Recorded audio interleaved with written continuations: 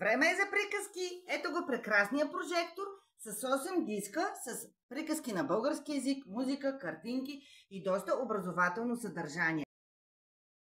Ето е прожекторната кутийка. Тук се поставя дискетката. Ето така. Трябва да влезе додолу. След това се натиска бутончето и започват да се прожектират приказки. Ето го и образователния диск. По същия начин се поставя. Да штракне.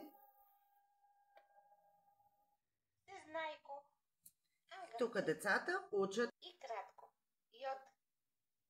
Да превъртате, сменяте дискове. Ето тук е за форми. Прожектора може да се използва и без дискетите. Ето от това бутонче Златокоска. може да слушате различните приказки. Детски песнички. По-веселите песнички. Прожекторът е страхотен за деца над 3 години. Той наистина ще допринесе за веселото настроение, образование и добрия сън на вашето малко съкровище.